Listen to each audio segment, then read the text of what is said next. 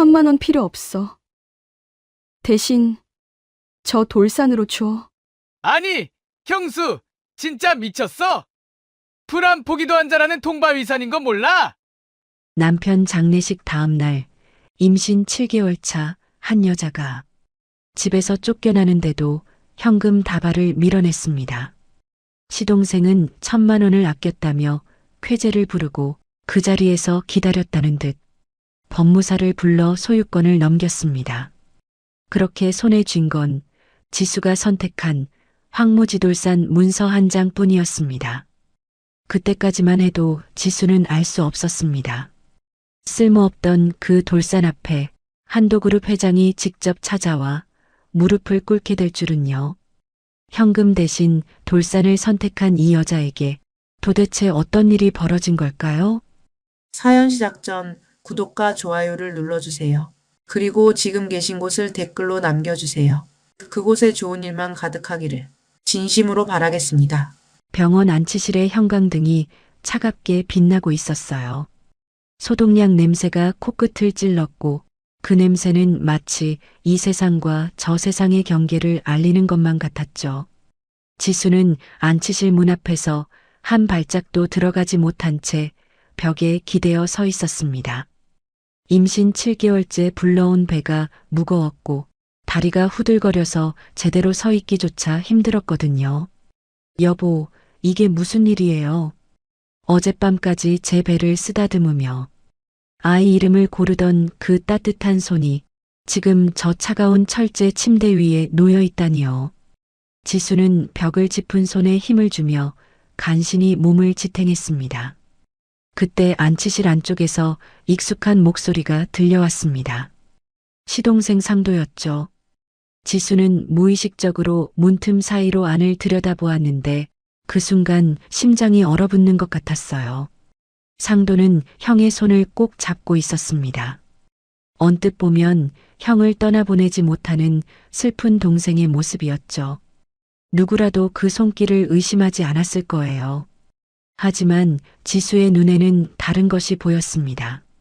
상도의 다른 손에는 형의 휴대전화가 들려 있었고 화면에는 이미 숫자가 입력되어 깜빡이고 있었거든요.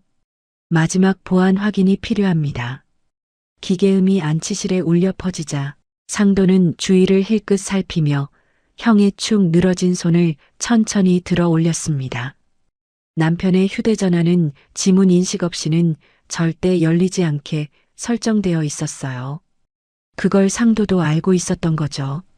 상도는 형의 손가락을 휴대전화 위에 가만히 얹었고 찰칵 소리와 함께 잠금이 풀렸습니다.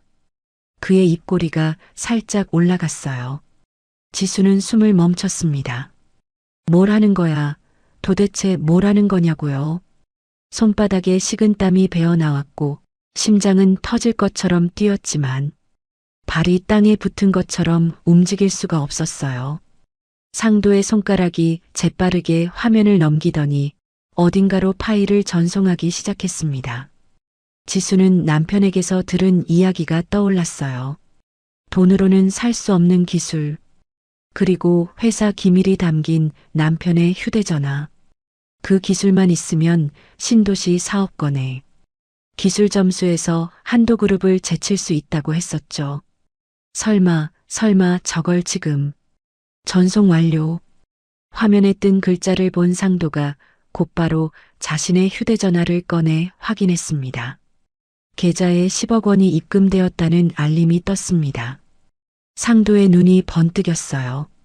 그리고는 형의 얼굴을 내려다보며 낮게 중얼거렸습니다. 형님, 이건 내가 잘 쓸게. 그 목소리에는 슬픔 대신 비릿한 쾌감이 묻어 있었어요. 그 모습을 본 지수는 비명조차 지르지 못했습니다. 목구멍이 막힌 것처럼 숨이 넘어가지 않았고 온몸이 굳어버린 채 그 자리에서 한 발짝도 움직일 수 없었죠. 인간의 탈을 쓴 짐승이라는 말이 이럴 때 쓰는 건가요? 뱃속의 아이가 발로 세게 차올렸지만 지수는 그저 두 손으로 배를 감싸 안으며 뒷걸음질 쳤습니다. 아가야, 못 볼 걸 봤구나. 엄마가 미안해. 그녀의 볼을 타고 뜨거운 눈물이 흘러내렸어요. 소리 없이 멈출 수 없이 저녁이 되어 시신이 장례식장으로 옮겨졌습니다. 조문객들이 하나둘 들어오기 시작했고 국화꽃 향기가 빈소를 가득 채웠죠. 지수는 상주석 한쪽에 앉아 조문을 받고 있었는데 손끝이 차갑고 정신이 아득했어요. 모든 게 비현실적이었어요. 어젯밤까지 함께 저녁을 먹던 사람이 오늘은 영정사진 속에서 웃고 있었으니까요. 그때였습니다. 빈소 입구가 갑자기 소란스러워지더니 험상궂은 얼굴에 남자 서넛이 들이닥쳤어요. 검은 점퍼에 금목걸이, 한눈에 봐도 평범한 사람들이 아니었죠. 조문객들이 놀라 비켜서는 사이 그들 중 한 명이 손에 든 서류를 흔들며 큰 소리로 외쳤습니다. 한지수 씨 누구야?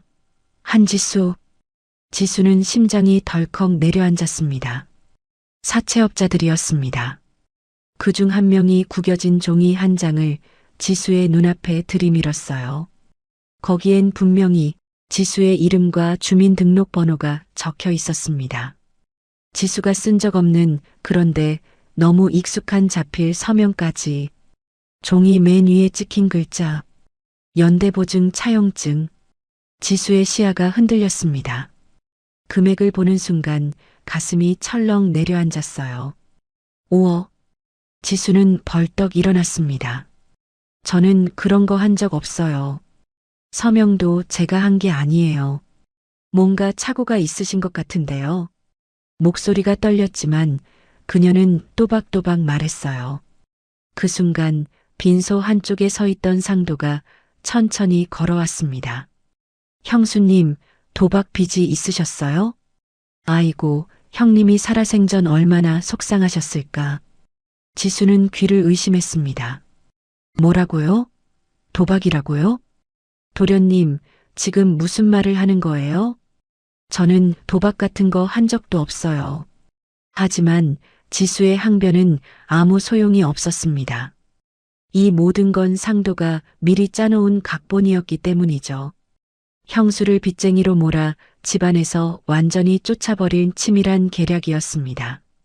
상도는 고개를 절레절레 흔들며 품에서 서류 한 장을 꺼냈어요. 마치 이 순간을 기다렸다는 듯 그 동작은 너무나 자연스러웠죠. 형님 보험금 말인데요.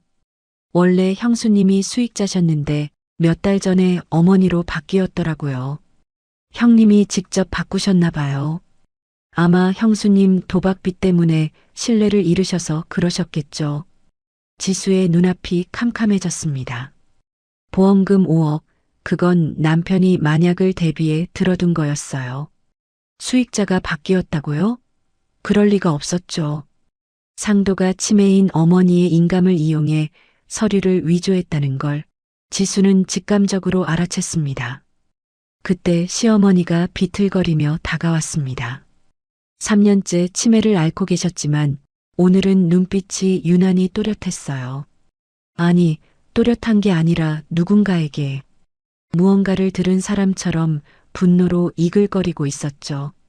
상도가 무슨 말을 했는지 지수는 알 것 같았습니다. 내가 들어온 뒤로 우리 집이 다 망가졌어. 시어머니의 손이 번개처럼 날아왔고 지수의 뺨이 찢어지듯 아팠습니다. 조문객들이 숨을 죽였어요. 뺨을 맞은 충격에 휘청거리는 지수의 머리카락을 시어머니가 움켜쥐었습니다. 내 아들, 내가 잡아먹었어. 도박이나 하고 빚이나 지는 년이, 이 못된 년.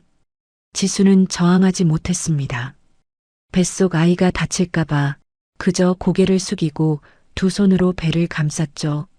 3년 동안 새벽마다 깨워서 약을 챙기고 대소변을 받아내고 병원을 들락거리며 모셔왔던 그 며느리인데, 어머니, 저 아니에요.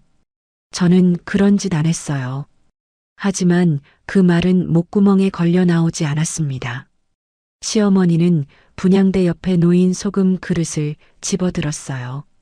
장례식장에서 귀신을 쫓는다며 놓아두는 그 소금이었죠. 재수 없는 것, 우리 집에서 당장 나가. 꺼져. 그녀는 며느리를 향해 소금을 퍼붓듯 뿌렸습니다. 하얀 소금 알갱이들이 지수의 검은 상복 위로 쏟아져 내렸어요. 조문객들 앞에서, 남편의 영정 앞에서 마치 쓸모없는 귀신을 내쫓듯이. 소금이 눈에 들어가 따가웠지만 그보다 더 따가운 건 사방에서 쏟아지는 시선들이었습니다. 빈손은 순식간에 지수를 죄인처럼 만들었습니다. 지수는 바닥에 무릎을 꿇었습니다. 다리에 힘이 풀렸거든요. 그 시선들 속에서 지수는 혼자였어요. 철저하게, 완벽하게. 뱃속의 아이가 또다시 발로 찼습니다. 마치 엄마한테 괜찮다고, 내가 여기 있다고 말하는 것처럼요. 여보, 당신은 알고 있었나요? 당신이 떠난 뒤 내가 이렇게 될 거라는 걸. 지수는 떨리는 손으로 배를 어루만졌습니다. 빈소의 형광등이 차갑게 빛나고 있었고 국화꽃 향기는 어느새 비린 것처럼 느껴졌어요. 장례를 치른 다음 날 오전이었어요. 지수는 밤새 한숨도 자지 못한 채 거실 소파에 앉아 있었습니다. 어젯밤 빈소에서 쏟아진 소금 알갱이들이 아직도 머리카락 사이에 남아있는 것 같았죠. 뱃속 아이가 꿈틀거릴 때마다 지수는 배를 쓰다듬으며 겨우 정신을 붙잡았어요. 그때 현관문이 벌컥 열리더니 상도가 성큼성큼 들어왔습니다. 손에는 서류 봉투 하나와 갈색 종이 가방이 들려 있었죠.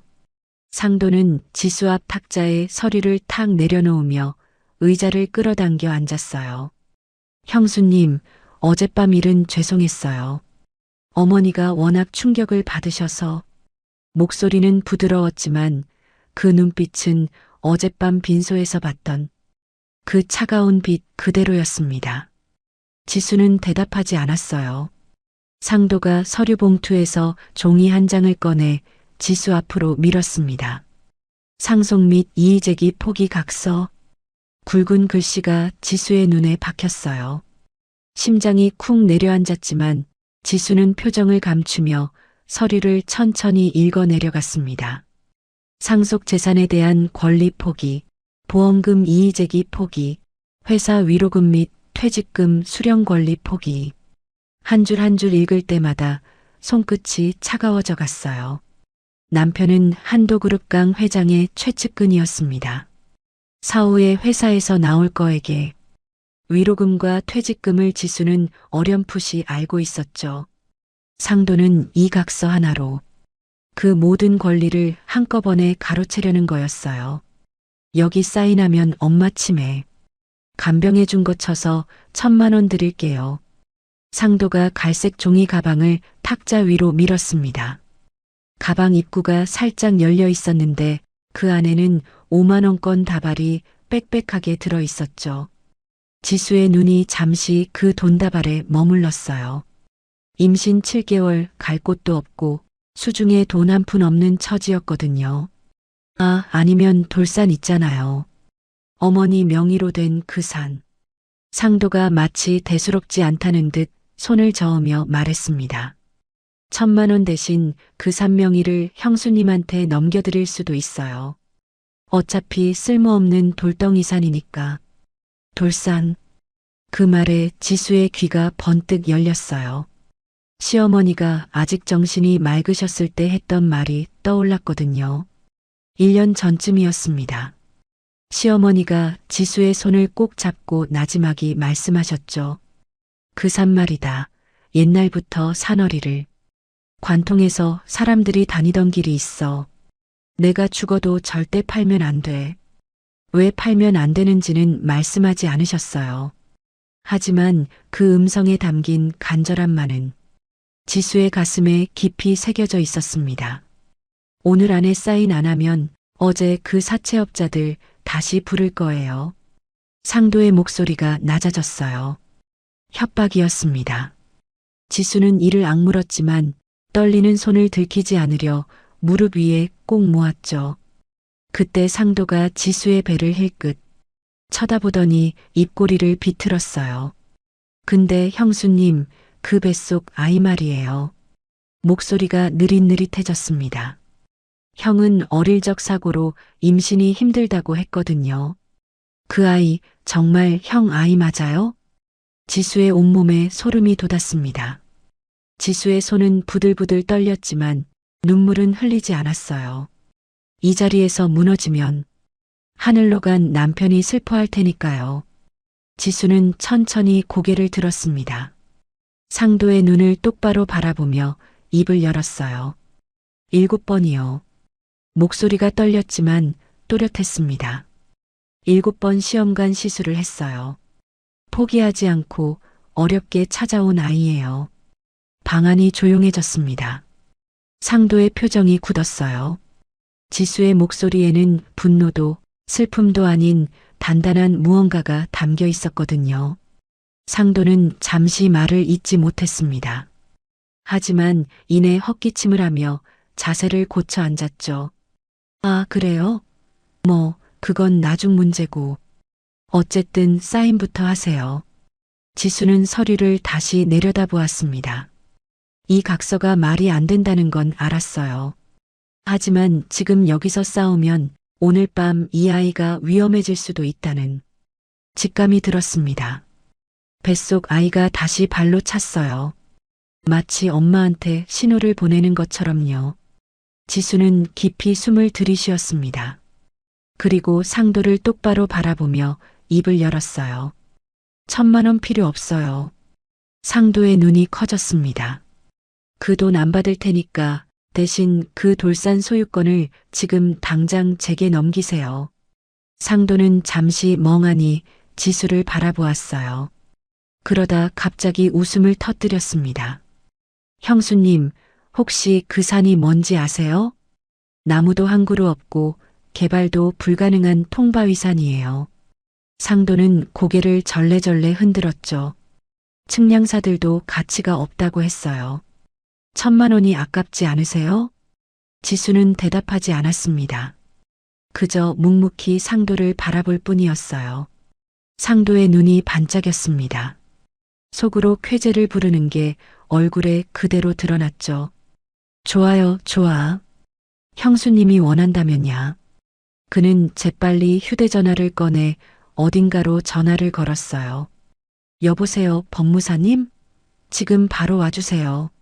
네, 소유권 이전이요. 영상 녹화도 준비해 주시고요. 1시간 뒤 법무사가 도착했습니다. 거실에는 카메라가 설치되었고 법무사가 또박또박 절차를 설명했어요. 상도는 치매인 시어머니를 부축해 데려왔습니다. 신기하게도 오늘은 시어머니의 눈빛이 맑았어요. 어머니, 오늘 기분이 어떠세요? 법무사가 부드럽게 물었습니다. 좋아요. 오늘은 머리가 개우네. 시어머니가 또렷하게 대답했어요. 상도가 슬쩍 웃었습니다.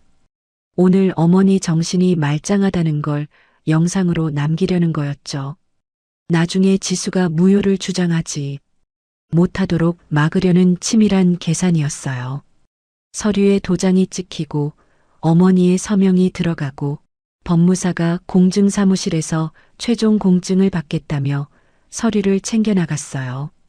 형수님, 이제 됐죠? 나중에 딴소리하면 안 돼요. 상도가 서류 사본을 지수에게 건네며 싱긋 웃었습니다. 어차피 그 산 팔지도 못하고 죽을 때까지 바위나 바라보시게 될 거예요. 지수는 아무 말도 하지 않았습니다. 서류를 받아 가방에 넣고 현관문을 열고 나갔어요. 등 뒤에서 상도의 웃음소리가 들렸지만 뒤돌아보지 않았습니다. 오후 늦게 지수는 버스를 타고 돌산 아래에 도착했어요. 서류 한 장을 품에 안은 채 산 입구에 섰습니다. 가을바람이 차갑게 불어왔고 산은 생각보다 더 황량했어요. 나무 한 그루 없이 거친 바위와 가시덤불만 가득했습니다. 측량사들의 말이 사실이었어요. 이건 정말 쓸모없는 돌덩이산이었죠. 지수의 다리에서 힘이 빠졌습니다. 바위에 주저앉아 한참을 멍하니 산을 바라보았어요. 내가 정말 미친 짓을 한 걸까? 1,000만 원을 받았으면 당장 방이라도 구할 수 있었는데 뱃속 아이가 발로 찼습니다. 지수는 배 위에 두 손을 얹고 한참을 숨만 고르다가 천천히 고개를 들었어요. 남편을 잃은 지금 이 아이만은 세상에 내던지지 않겠다고 마음먹었습니다. 지수는 이를 악물고 일어섰어요. 그리고 처음으로 산꼭대기를 향해 한 걸음씩 올라가기 시작했습니다. 임신한 몸으로 바위를 짚고 가시덤불을 피하며 숨이 턱까지 차올랐어요. 중간에 몇 번이나 쉬었고 다리가 후들거렸지만 멈추지 않았습니다. 이 산 위에 뭐가 있는지, 시어머니가 왜 절대 팔지 말라고 했는지 알고 싶었거든요. 얼마나 올랐을까요? 마침내 산 정상에 도착했을 때 지수는 숨을 멈췄습니다. 아래에서는 절대 보이지 않던 풍경이 눈앞에 펼쳐졌어요. 저 멀리 구도심의 오래된 건물들이 보였고 반대편으로는 드넓은 평야가 펼쳐져 있었습니다. 그리고 그 사이를 직선으로 잇는 자연스러운 골짜기 지형이 파노라마처럼 눈에 들어왔어요. 산허리를 관통하는 옛길. 시어머니 말씀이 사실이었습니다. 이 산은 구도심과 저 평야를 가장 짧은 거리로 연결하는 통로였던 거예요. 지수의 심장이 쿵쿵 뛰기 시작했습니다. 저 평야가 어딘지 알 것 같았어요. 뉴스에서 봤던 신도시 예정지, 바로 그곳이었거든요. 바람이 불어왔고 가을 햇살이 산 정상을 비추었습니다. 지수는 한참 동안 그 풍경을 내려다보며 서 있었어요. 손에 든 서류가 바람에 펄럭였지만 놓지 않았습니다. 쓸모없는 돌산이라고요? 지수의 입꼬리가 미세하게 떨렸어요. 이 산의 진짜 가치를 아무도 모르고 있었던 거였습니다. 산 정상에서 내려온 지수는 돌산 밑에 버려진 낡은 컨테이너를 발견했어요. 주인 없이 오래 방치된 듯 녹슨 철문에는 거미줄이 가득했죠. 지수는 떨리는 손으로 철문을 열고 안으로 들어갔습니다. 컨테이너 안은 먼지투성이었지만 비바람은 막아줄 것 같았어요. 지수는 구석에 쪼그려 앉아 뱃속 아이와 함께 뜬 눈으로 밤을 지새웠습니다. 늦가을 바람이 컨테이너 틈새로 스며들어왔고 온몸이 사시나무처럼 떨렸죠. 어제부터 아무것도 먹지 못해서인지 머리가 어지러질했어요. 이 아이만은 나처럼 버려지게 하지 않겠다. 지수는 처음으로 울음을 삼키며 이를 악물었습니다. 뱃속 아이가 발로 차올렸고 그 작은 움직임이 유일한 위안이었죠. 그때 철문을 두드리는 소리가 들렸어요. 지수는 움찔하며 문 쪽을 바라보았습니다. 누가 이 외진 곳까지 찾아온 걸까요? 지수야, 나야, 문 열어봐. 낯익은 목소리였어요. 동네에서 반찬 나눠 먹던 순자 할머니였죠. 지수는 서둘러 문을 열었습니다. 할머니의 손에는 따뜻한 김이 모락모락 피어오르는 냄비가 들려 있었어요. 미역국 냄새가 코끝을 찔렀고 지수의 눈시울이 뜨거워졌습니다. 뱃속 아기 생각해서라도 다 먹어야 돼. 어휴, 이 찬바람에 여기서 어떻게 자니? 할머니가 투덜거리며 냄비를 내려놓았어요. 지수는 그동안 동네 할머니들에게 반찬도 해드리고 말동무도 되어드렸거든요. 그 작은 정성이 이렇게 돌아온 거였습니다. 지수는 눈물을 삼키며 미역국을 한 숟갈 떠먹었어요. 따뜻한 국물이 목구멍을 타고 내려가자 온몸에 힘이 돌아오는 것 같았죠. 고맙습니다, 할머니. 목소리가 갈라졌지만 지수는 또박또박 인사했어요. 고맙긴, 내가 우리한테 얼마나 잘해줬는데. 힘내야 돼, 알았지? 할머니가 지수의 등을 토닥이며 돌아갔습니다. 아침을 먹고 힘을 낸 지수는 컨테이너를 깨끗이 청소하기 시작했어요. 먼지를 털어내고 거미줄을 걷어내고 바닥을 쓸고 닦았습니다. 이곳이 새 보금자리가 될 테니까요. 아이를 위해서라도 깨끗하게 만들어야 했죠. 다음 날 아침이었습니다. 지수가 컨테이너 앞을 정리하고 있을 때 헛기침하는 이상한 소리가 들려왔어요. 웬 남루한 차림의 남자가 거적대기를 걸치고 지수 쪽으로 걸어오고 있었습니다. 머리는 덥수룩하고 수염은 지저분했지만 눈빛만큼은 초롱초롱했어요. 지수가 어리둥절한 표정으로 바라보자 그 남자가 말을 걸었습니다.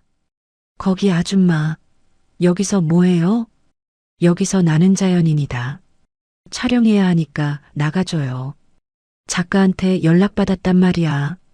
남자가 손을 휘휘 저으며 다가왔어요. 목소리는 우렁찼지만 어딘가 엉성한 구석이 있었죠. 지수는 당황했지만 물러서지 않았습니다. 여기 제 산인데요? 차분하게 대답했어요.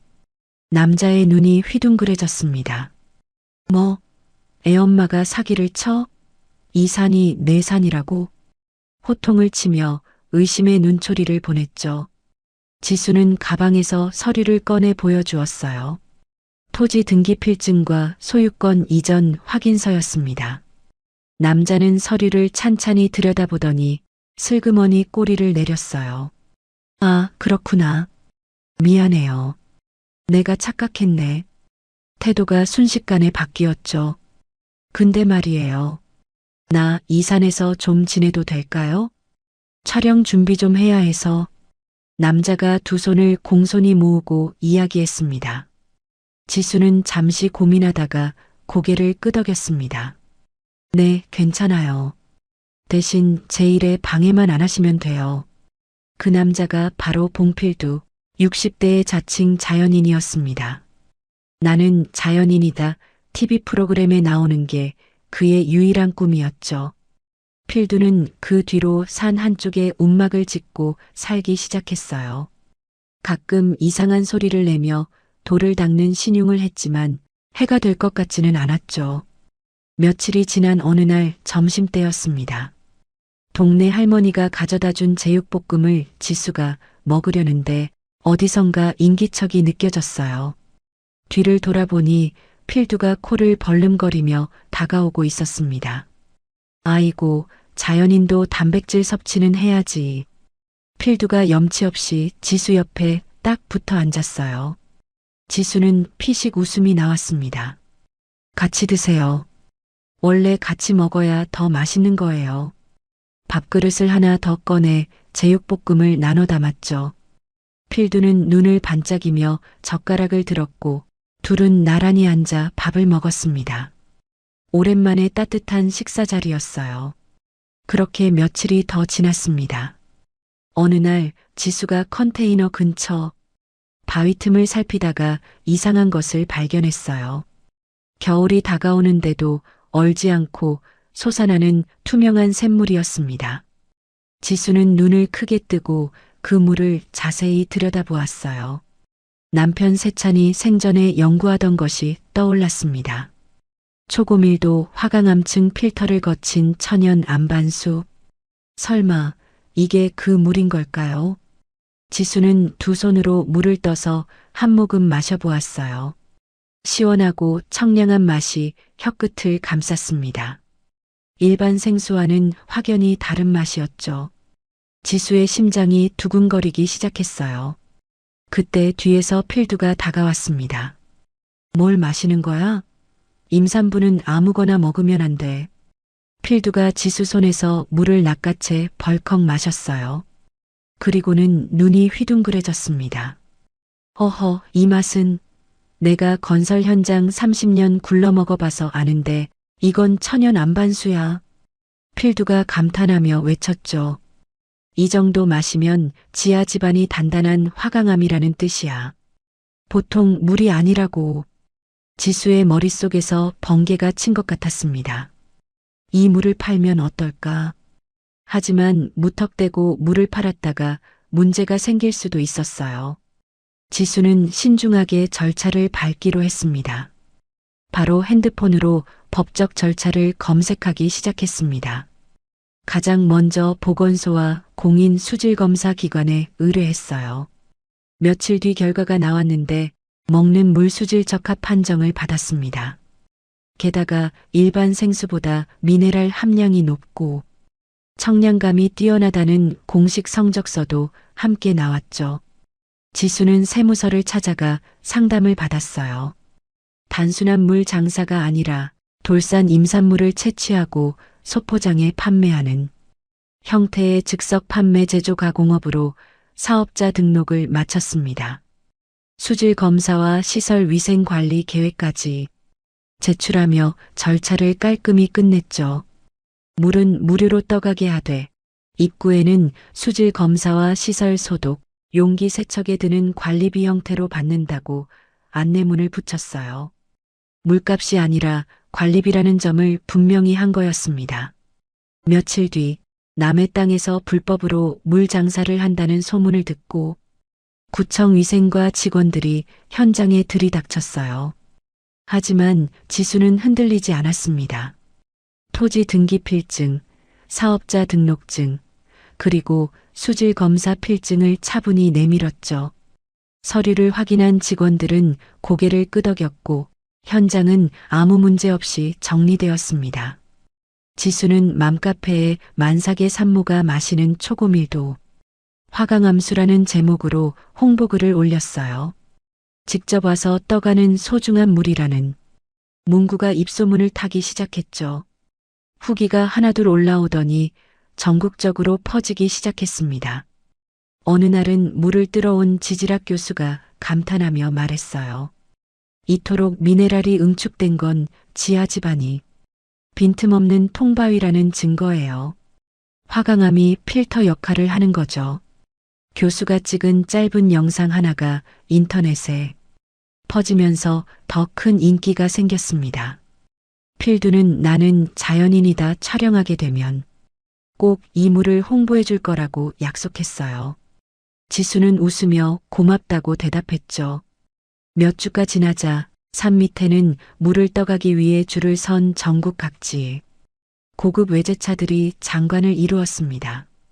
지수는 드디어 안정적인 수익을 얻게 되었어요. 하지만 세상 일이 그렇게 순탄하기만 할 리가 없었습니다. 지수의 물 장사가 대박나자 배가 아파 미칠 지경인 사람이 있었어요. 바로 상도였습니다. 상도는 한밤중에 용역들을 시켜 산 입구 안반수 근처에 몰래 폐수를 뿌리려고 했어요. 오염된 안반수라는 소문을 내서 지수의 사업을 망치려는 속셈이었죠. 하지만 그날 밤 산속에서 야간 생존 연습 중이던 필두가 그 현장을 목격한 거예요. 필두는 온몸에 풀떼기를 붙이고 어둠 속에서 귀신처럼 나타났습니다. 감히 신성한 자연에 폐수를 뿌려 필두가 우렁찬 목소리로 호통을 쳤어요. 용역들은 깜짝 놀라 뒤로 물러섰습니다. 필두는 도망가는 용역들을 붙잡는 대신 유튜브 실시간 라이브 카메라를 들이댔어요. 자연을 사랑하는 사람들의 모임 채널에 여기 신성한 자연에서 나오는 안반수에 폐수 타려던 현장입니다. 필두가 카메라를 들고 현장을 찍었죠. 겁에 질린 용역들에게 필두는 말했습니다. 얼굴은 안 나오게 해줄 테니까 당장 꺼져. 그리고 이 폐수 가져온 놈한테 돌려줘. 필두의 눈이 번뜩였어요. 자연은 받은 대로 돌려주는 법이야. 필두는 용역들이 가져온 폐수를 도로 가져가게 했을 뿐만 아니라 산 입구에 남이 버리고 간 묵은 쓰레기까지 빗자루로 박박 쓸어담아 상도의 집 앞마당에 쏟아붓게 시켰습니다. 지수에게 사정을 이미 들은 필두는 이번 사건이 상도 짓이라는 걸 대번 눈치챘기 때문이죠. 다음 날 아침 상도의 집 앞에는 악취나는 쓰레기 더미가 산처럼 쌓여 있었어요. 온 동네 사람들이 구경하며 수군거렸고 상도는 역대급 망신을 당했습니다. 지수는 그 소식을 듣고 처음으로 소리내어 웃었어요. 뱃속 아이가 발로 찼고 그 작은 움직임이 마치 함께 기뻐하는 것 같았습니다. 하지만 지수는 알고 있었어요. 상도가 이대로 물러날 사람이 아니라는 것을. 상도의 폐수 테러가 실패로 돌아간 뒤 지수의 안반수는 오히려 더 유명해졌어요. 기적의 물이라는 입소문이 전국으로 퍼지면서 물들어 온 사람들이 끊이지 않았죠. 지수는 그 수익으로 뱃속 아이의 출산 준비물을 하나씩 마련하기 시작했습니다. 컨테이너에는 최소한의 방범 장비도 갖춰졌고 조금씩 안정을 되찾아가고 있었어요. 어느 날 저녁 지수가 작은 태양광 랜턴을 감사함의 표시로 필두에게 선물로 주었습니다. 밤길이 위험하니까요. 그걸 본 필두가 눈을 동그랗게 뜨며 다가왔어요. 아니, 산에서는 전기도 쓰면 안 된다니까? 자연인의 철학이 뭔지 알아요? 필두가 팔짱을 끼고 훈계하듯 말했습니다. 지수는 피식 웃으며 대답했어요. 이건 태양광이에요. 자연의 빛을 빌린 거라 괜찮지 않을까요? 필두는 할 말을 잃고 입을 벌렸다 닫았습니다. 그건 뭐, 자연의 빛을 빌린 거라 괜찮지 잘 쓸게요 고마워. 궤변을 늘어놓는 필두의 모습에 지수는 오랜만에 소리내어 웃음을 터뜨렸어요. 뱃속 아이가 발로 찼고 마치 함께 웃는 것 같았죠. 며칠 뒤 지수는 출산 전에 운동이라도 해야겠다고 마음먹었습니다. 만삭의 몸이었지만 하루에 조금씩 산을 둘러보기 시작했어요. 바위 사이를 천천히 걸으며 이 산의 구석구석을 살폈죠. 남편이 왜 이 산을 그토록 소중히 여겼는지 알고 싶었거든요. 그날도 지수는 산 끝자락 절벽 근처까지 걸어갔습니다. 그때 이상한 것이 눈에 들어왔어요. 바위 위에 돌들이 차곡차곡 쌓여 탑 모양을 이루고 있었습니다. 지수는 그 자리에 멈춰 섰어요. 심장이 쿵쿵 뛰기 시작했습니다. 저 돌탑 모양, 남편 세찬이 살아생전 돌만 보면 쌓아 올리던 그 특유의 방식이었거든요. 작은 돌을 중간중간 틈에 넣어가며 쌓아 올려서 튼튼하고 높지 않은 돌탑. 세찬만의 습관이었죠. 다른 사람은 절대 흉내낼 수 없는 모양이었습니다. 여보, 당신이 여기 왔었던 거예요? 지수는 떨리는 다리를 이끌고 돌탑 근처로 다가갔어요. 만삭의 몸으로 험한 바위를 넘는 건 쉽지 않았지만 멈출 수가 없었습니다. 남편의 흔적이 저기 있었으니까요. 돌탑 밑단을 조심스럽게 살피던 지수의 눈에 무언가가 포착되었어요. 흙먼지 사이로 반짝이는 금색 천의 끝자락이었습니다. 지수는 떨리는 손으로 주변의 흙을 파헤치기 시작했어요. 손톱 사이로 흙이 들어갔지만 개의치 않았죠. 금색 보자기가 모습을 드러냈습니다. 보자기를 풀자 습기 하나 차지 않게 꼼꼼히 밀봉된 검은색 가방이 나왔어요. 영화에서나 보던 007 가방이었습니다. 지수의 손이 부들부들 떨렸어요. 가방에는 비밀번호 잠금 장치가 달려 있었습니다. 지수는 떨리는 손으로 숫자를 눌렀어요. 먼저 남편의 생일 번호를 입력했습니다. B56. 두 번째로 결혼 기념일을 입력했어요. B56. 지수는 잠시 눈을 감았습니다. 그리고 세 번째로 자신의 생일 번호를 눌렀어요. 철컥. 가방이 열렸습니다. 세찬은 끝까지 지수를 생각했던 거예요. 지수의 눈에서 눈물이 흘러내렸어요. 가방을 열자 서류 뭉치가 쏟아져 나왔어요. 지수는 떨리는 손으로 서류를 집어들었습니다. 첫 번째 서류에는 상도의 이름이 선명하게 적혀 있었어요. 상도가 경쟁사로부터 수억 원을 받고 남편의 연구 기밀을 넘긴 상세 내역서였습니다. 24시간 실시간 동선 보고, 회의 내용 유출, 연구 자료 전송, 날짜별로 꼼꼼히 정리된 입금 증빙 자료까지 함께 있었어요. 지수의 손이 파르르 떨렸습니다. 두 번째 서류는 더 충격적이었어요. 핵심 기술 전송을 대가로 10억 원을 입금받기로 한 계약서였습니다. 계약 당사자는 태산건설과 김상도. 상도가 형의 연구 기밀을 팔아넘기기로 한 계약서였던 거죠. 지수는 그제야 모든 것이 연결되었습니다. 남편 세찬은 단순한 건설사 직원이 아니었어요. 신도시 개발의 핵심인 국가전략 지하터널 공법의 원천 기술을 보유한 핵심 설계자였던 거죠. 그리고 상도는 그 기술을 팔아넘기려고 했던 겁니다. 안치실에서 상도가 형의 지문을 도용해 휴대전화를 열던 그 장면이 떠올랐어요. 그때 전송한 것이 바로 이 기술이었던 거죠. 상도, 이 악마 같은 놈, 돈 때문에 죽은 형까지 이용했구나. 지수의 오열이 터져 나왔습니다.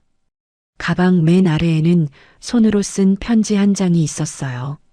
남편의 글씨체였습니다. 지수는 떨리는 손으로 편지를 펼쳤어요. 지수야, 이 가방을 열었다면 나는 이미 내 곁에 없겠지.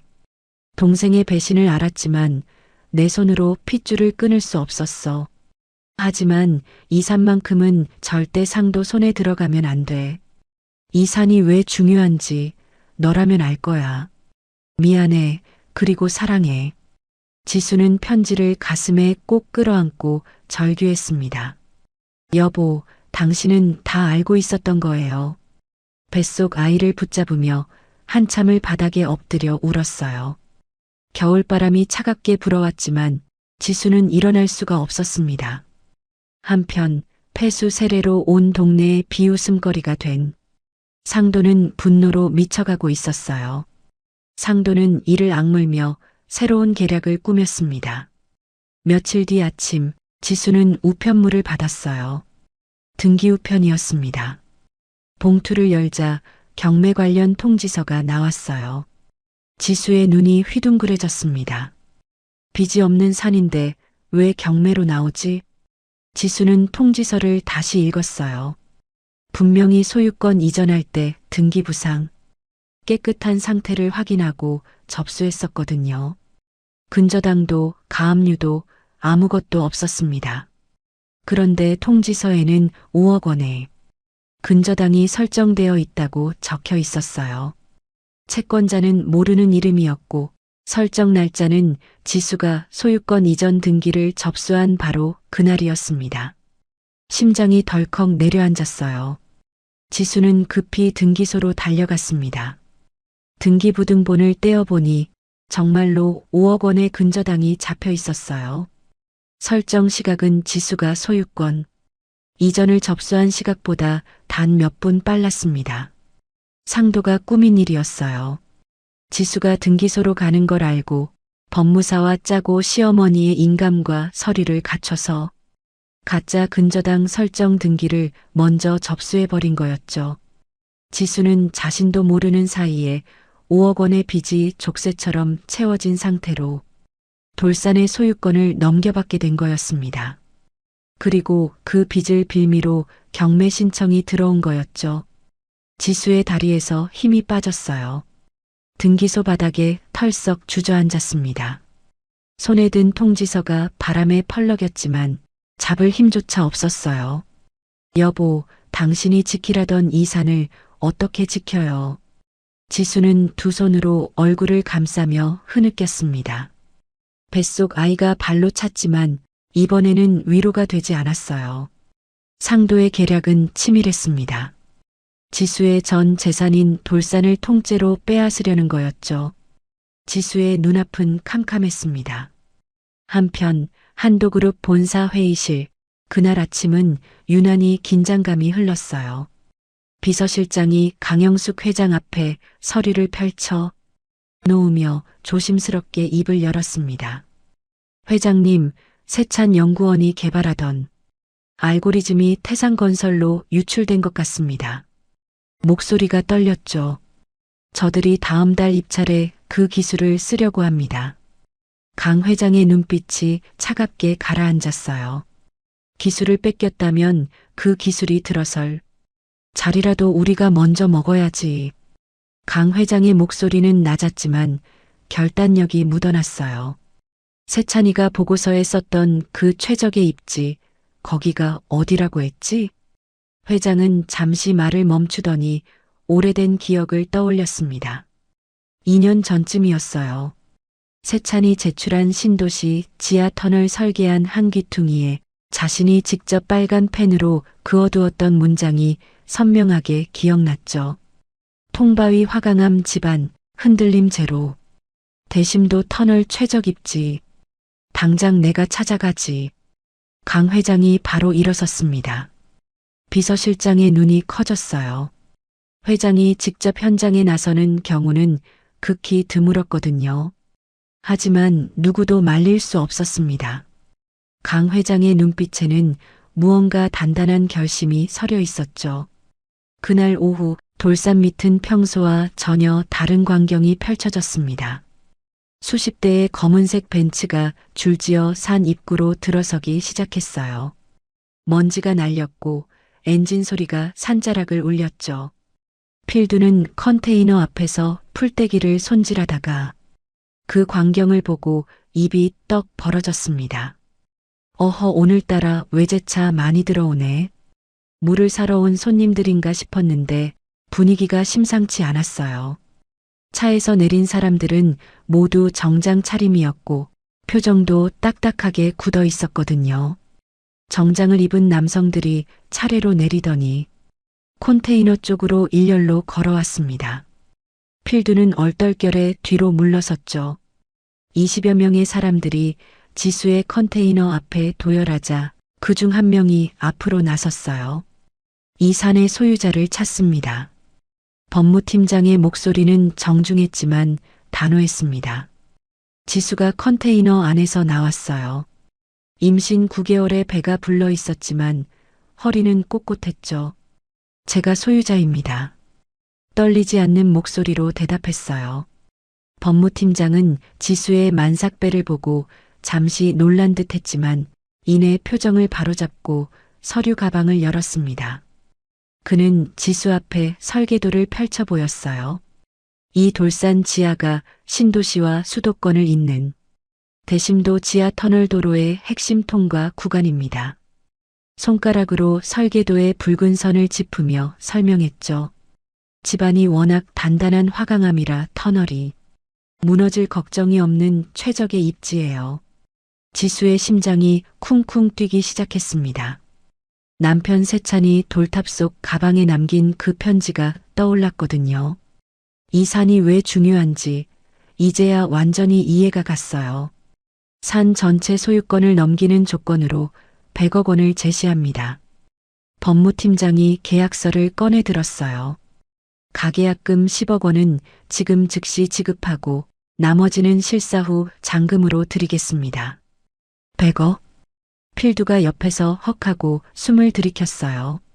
평생 벌어도 상상할 수 없는 돈이었죠. 바로 그때였습니다. 산 아래쪽에서 요란한 자동차 소리가 들려왔어요. 상도였습니다.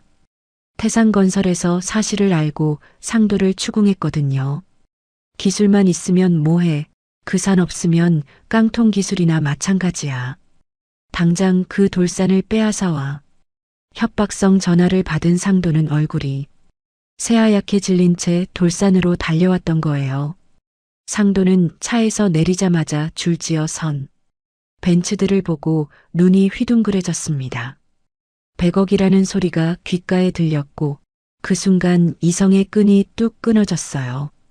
주머니에서 경매 통지서를 꺼내쥐고 법무팀 사람들을 해치며 앞으로 나섰죠. 이 땅, 이 여자 거 아닙니다.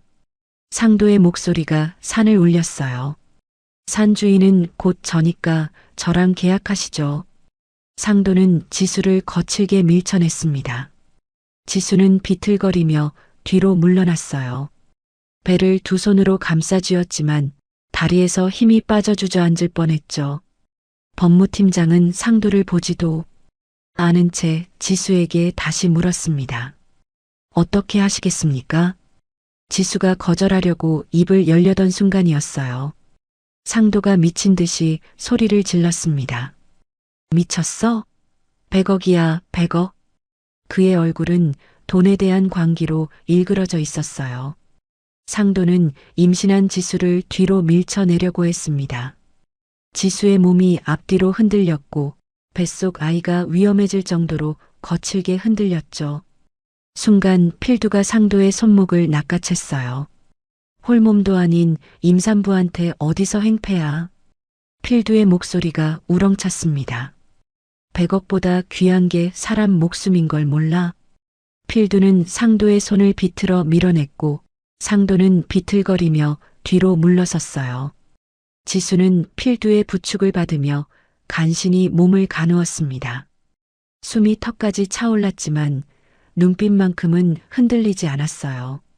천천히 고개를 들어 상도를 똑바로 바라보았죠. 상도야, 너 어제 꿈에 형 안 나왔니? 지수의 목소리는 낮고 서늘했습니다. 주변이 조용해졌어요. 형이 그러더라. 지수가 한 걸음 앞으로 나섰어요. 내가 안치실에서 자기 차가운 손 만질 때 지문 찍으려고 그 딱딱하게 굳은 손가락 억지로 펴는 거 보고 너무 서운했대. 상도의 얼굴에서 핏기가 싹 빠졌습니다. 입술이 파르르 떨리기 시작했죠. 고작 10억에 자기 목숨 팔아넘긴 동생 손이 너무 차가워서 지수의 목소리에 얼음장 같은 냉기가 실렸어요. 자기가 오늘 밤에 꼭 안아주러 가겠다고 하던데. 지수가 상도에게 한 걸음 더 다가섰습니다. 너 잠잘 때 문 잘 잠가야겠다? 상도는 귀신을 본 듯 사색이 되어 뒷걸음질 쳤어요. 너 내가 그걸 어떻게 해? 입술을 벌벌 떨며 말도 제대로 잇지 못했죠. 바로 그때 분위기를 압도하는 마지막 세단의 문이 열렸습니다. 강영숙 회장이 지팡이를 짚고 천천히 내렸어요. 70의 나이였지만 그녀가 한 걸음 내디딜 때마다 공기가 무거워지는 것 같았습니다. 상도를 따르던 용역들조차 얼어붙어 길을 터졌어요. 강 회장의 등장만으로도 모든 사람이 숨을 죽였죠. 50년 재계를 주름잡아온 사람의 카리스마는 말이 필요 없었습니다. 상도는 다리에 힘이 풀려 회장 앞에 넙죽 엎드렸어요. 주머니에서 구겨진 서류를 꺼내 두 손으로 떨며 내밀었죠. 회장님, 이 산은 이미 경매로 넘어간 땅입니다. 목소리가 떨렸지만 필사적이었어요. 며느리라는 저 여자, 돈만 챙겨 튈 생각입니다. 강 회장은 서류를 받아들지도 않았습니다. 그저 차갑게 내려다볼 뿐이었죠. 지수는 만삭의 배를 감싸 안으면서도 허리를 꼿꼿이 폈어요. 가방에서 구청에서 받은 사업자 등록증과 수질 검사서를 꺼내 회장 앞에 조심스럽게 내밀었습니다. 회장님은 땅을 사러 오셨지만 저는 이미 이 땅에서 가치를 캐내고 있습니다. 지수의 목소리는 떨렸지만 또렷했어요. 100억보다 귀한 물이 나오는 곳입니다. 강 회장의 눈빛이 미세하게 흔들렸습니다. 지수가 내민 서류들을 하나하나 살펴보았어요. 임신한 몸으로 홀로 이 모든 절차를 밟았다는 게 믿기지 않았죠. 회장은 고개를 들어 산 밑을 훑어보았습니다. 물을 떠가려고 전국에서 찾아와 기다리는 사람들이 눈에 보였습니다. 그리고 지수가 구축한 안반수 시스템이 한눈에 들어왔어요. 전문가들도 놓친 초고강도 화강암이 정화 능력을 임신한 몸으로 홀로 찾아내 사업화했다는 게 놀라웠습니다. 이 여자 보통이 아니군. 강 회장은 속으로 감탄했어요. 100억이라는 거금 앞에서도 눈 하나 깜빡이지 않는 그 눈빛에 강 회장은 과거 자신의 젊은 시절 모습을 발견했습니다. 70년 전 아무것도 없이 맨손으로 시작했던 그때의 자신처럼 도끼가 서려 있었죠. 옆에서 지켜보던 상도는 미칠 듯이 분개했어요. 회장이 지수에게 묘한 존중을 표하는 게 눈에 보였거든요. 회장님, 이 여자는 운이 좋았을 뿐입니다. 강 회장은 상도를 보지도 않은 채 차갑게 한마디를 던졌습니다. 자네 눈엔 당장 넘어갈 경매지만 보이나? 목소리는 낮았지만 얼음장처럼 차가웠어요. 내 눈엔 이 척박한 돌산에서 기적을 캐낸 이 여자의 그릇이 보이네. 상도는 할 말을 잃고 입을 벌렸다 닫았습니다. 돈은 벌면 그만이지만 사람의 앞날을 내다보는 해안은 돈으로 살 수 없는 법이야. 강 회장이 지팡이를 짚으며 덧붙였어요. 자네처럼 눈앞에 푼 돈에 눈먼 자가 이해하기엔 이 여자의 격이 너무 높군. 상도의 얼굴이 새빨갛게 달아올랐습니다. 주먹을 불끈 쥐었지만 회장 앞에서 아무것도 할 수 없었죠. 강 회장은 지수를 향해 고개를 끄덕였어요. 무리하게 권하지 않겠네. 목소리에 존중이 담겨 있었습니다. 하지만 마음이 바뀌면 언제든 연락하시게. 회장은 명함 한 장을 지수에게 건넸습니다. 지수는 두 손으로 명함을 받으며 허리를 숙였어요. 고맙습니다. 강 회장이 차에 오르자 수십 대의 벤츠가 일제히 시동을 걸었습니다. 먼지가 날렸고 차들은 줄지어 산을 빠져나갔어요. 회장의 차가 멀어지는 걸 본 상도는 완전히 이성을 잃었습니다. 자신은 무시당하고 지수는 인정받는 모습을 보고 미칠 지경이었거든요. 이게 끝이 아니야. 상도가 이를 갈며 중얼거렸어요. 100억짜리 땅, 내가 반드시 뺏어올 거야. 상도는 비틀거리며 자신의 차로 향했습니다. 머릿속에는 이미 다음 계략이 떠오르고 있었어요. 돈을 위해서라면 무엇이든 할 수 있었죠. 지수는 상도가 떠나는 걸 바라보며 배를 쓰다듬었습니다. 아가야, 놀랬지? 뱃속 아이가 발로 차올렸고 지수는 겨우 미소를 지었어요. 지수 씨 괜찮아요? 필두가 다가와 물었습니다. 저놈이 또 무슨 짓을 벌일지 몰라요. 지수는 고개를 끄덕였어요. 알아요. 하지만 이제 더 이상 당하지만은 않을 거예요. 겨울 해가 서쪽으로 기울어가고 있었습니다. 돌산 위로 차가운 바람이 불어왔지만 지수는 물러서지 않았어요. 여보, 당신이 지키라던 이 산, 제가 끝까지 지켜낼게요. 강 회장이 떠난 다음 날 아침이었어요. 지수는 필두가 알려준 무료 법률 상담소를 찾아갔습니다. 상담 변호사는 지수가 내민 등기부 등본과 서류들을 한 장 한 장 천천히 넘겨보았어요. 잠시 후 안경을 벗으며 말했습니다. 상대가 꽤 치밀하네요. 변호사의 목소리가 낮았어요. 지수는 불안하게 손을 모았습니다. 이거 보세요. 변호사는 등기부 하단을 손가락으로 짚었어요. 한지수 씨 소유권 이전 등기 접수 시간보다 근저당 설정 접수가 몇 분 먼저 들어가 있습니다. 지수의 얼굴이 창백해졌어요. 그래서 제가 빚을 안고 산을 받은 건가요? 변호사는 고개를 천천히 저었습니다. 아니요. 정확히 말하면 빚을 만든 게 아니라 빚이 있는 것처럼 꾸며놓은 겁니다.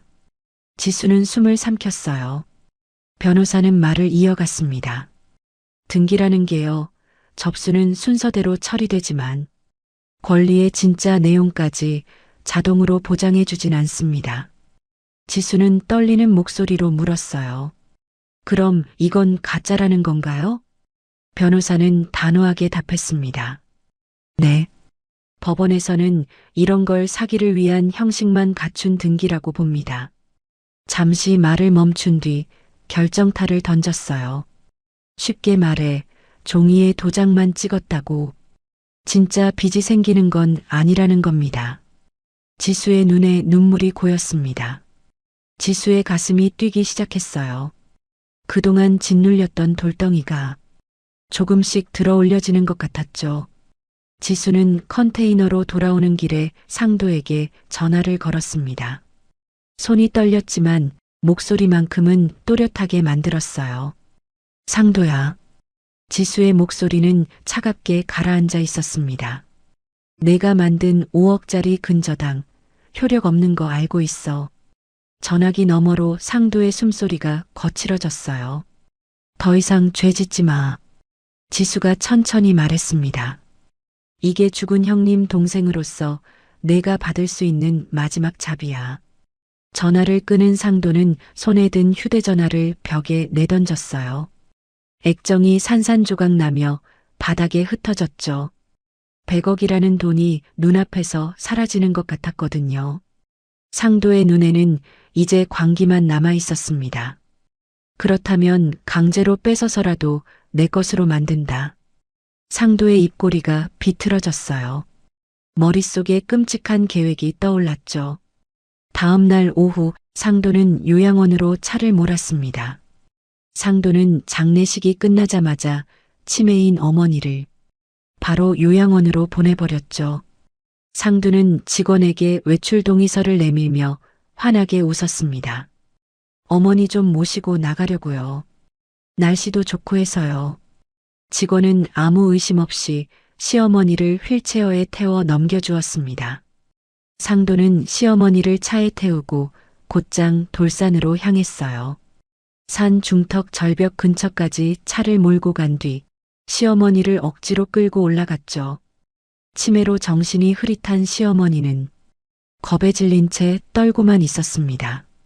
여기 앉아 계세요. 상도가 시어머니를 절벽 끝에 앉혔어요. 한 걸음만 더 나가면 수십 미터 아래로 떨어지는 위험한 곳이었죠. 상도는 휴대전화로 영상을 찍기 시작했습니다. 겁에 질린 시어머니의 모습, 그리고 아래로 보이는 아찔한 낭떠러지. 영상을 찍으면서 상도는 비열하게 웃었어요. 그때 지수의 휴대전화가 울렸습니다. 모르는 번호였어요. 문자 메시지가 도착했고 첨부된 영상 파일이 자동으로 재생되기 시작했죠. 화면 속에는 시어머니가 절벽 끝에 앉아 있었습니다. 바람에 흔들리는 흰 머리카락, 떨리는 어깨, 겁에 질린 표정. 그 뒤로 상도의 웃음소리가 들렸어요.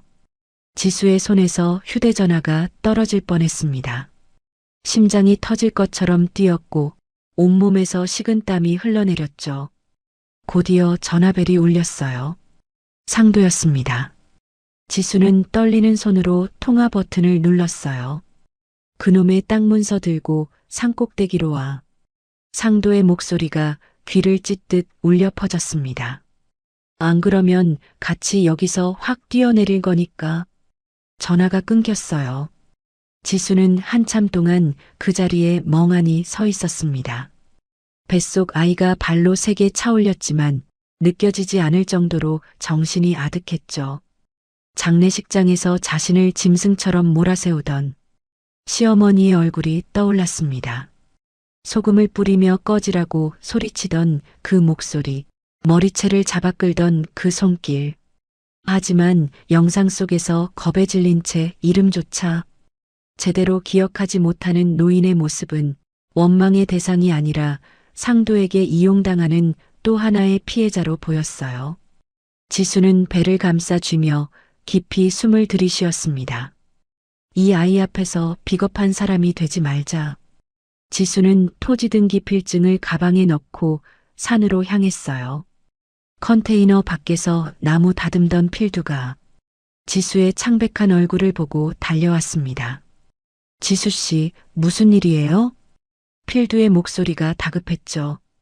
지수는 떨리는 목소리로 상황을 설명했어요. 필두의 얼굴이 불그락 푸르락 변했습니다. 이 천하의 후레자식 같으니라고.